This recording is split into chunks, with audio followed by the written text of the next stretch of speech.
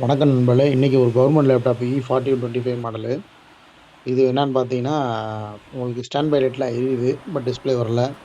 இது என்ன கம்ப்ளைண்ட்டா இருக்குன்னு பார்த்தீங்கன்னா, ப்ராசஸர் ட்ரையா இருந்தாலும் இந்த கம்ப்ளைண்ட்டா இருக்கும். அப்படி இல்லைன்னா ரேமுக்கும், மதர் போர்டுக்கும் கான்டாக்ட் இல்லைன்னா இந்த பிரச்சனையா இருக்கும்.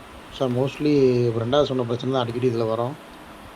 1 மந்த் 2 மந்த் என்ன லேப்டாப் யூஸ் பண்ணாமல் போட்டுருவாங்க. இப்படி யூஸ் பண்ணாமல் போட்டாங்கன்னா, அந்த ரேம் ஸ்லாட்டில் வந்து கார்பன் ஃபார்ம் ஆகிரும். இப்போ ஆட்டோமேட்டிக்காக கார்பன் ஃபார்ம் ஆனாலே உங்களுக்கு கான்டாக்ட் இல்லாமல் போயிடும். ஸோ நம்ம எடுத்து அதை வந்து ஒரு எரேசர் வச்சு ஒரு ரப்பர் வச்சு நீங்கள் அதை அந்த கான்டாக்டை க்ளீன் பண்ணி போட்டாலே மோஸ்ட்லி ஆன் ஆயிரும்.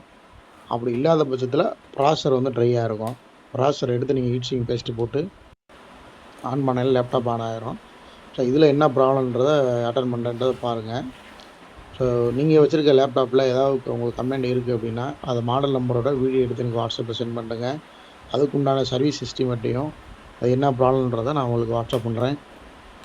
லாஸ்ட் வீடியோவில் வந்து ஒரு லேப்டாப்பில் பேட்டரி ரீப்ளேஸ்மெண்ட் இந்த வீடியோ உங்களுக்கு போட்டிருந்தேன். அதில் வந்து பேட்டரி எப்படி நம்ம யூஸ் பண்ணலாம், ப்ராப்பரான மெத்தட் எப்படி யூஸ் பண்ணலான்றதை சொல்லியிருந்தேன். அந்த லிங்க் வந்து டிஸ்கிரிப்ஷனில் போடுறேன். பார்க்காதவங்க அந்த வீடியோ பாருங்கள். நம்ம வீடியோ பார்க்குறவங்க வீடியோ பிடிச்சிருந்தால் லைக் பண்ணுங்கள், சப்ஸ்கிரைப் பண்ணுங்கள், உங்கள் நண்பர்களுக்கு ஷேர் பண்ணுங்கள். தொடர்ந்து ஆதரவு கொடுங்க.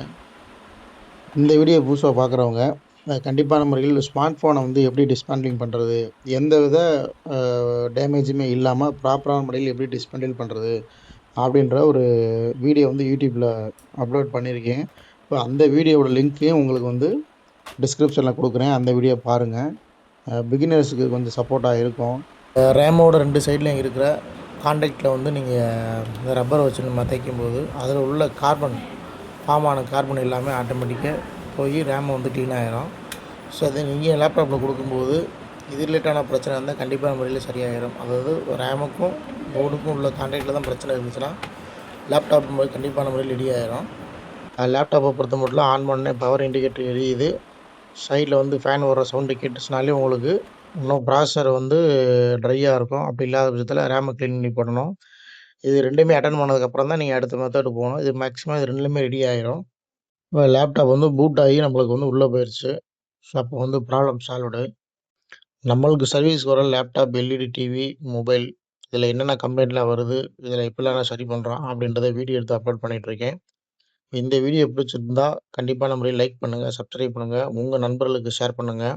உங்கள்கிட்ட இருக்க டிவைஸில் எதுவும் ப்ராப்ளம்னா மாடல் நம்பர் வித்து என்ன ப்ராப்ளம் அப்படின்றத எனக்கு வாட்ஸ்அப்பில் சென்ட் பண்ணுங்கள். சர்வீஸ் எஸ்டிமேட் எவ்வளோன்றதை நான் சொல்லிடுறேன். நம்ம சர்வீஸ் சென்டர் இருக்கிற இடம் பார்த்தீங்கன்னா திரும்பூர் ரோடு, தங்கமணி நகர், ஒய் ஒத்தக்கடை.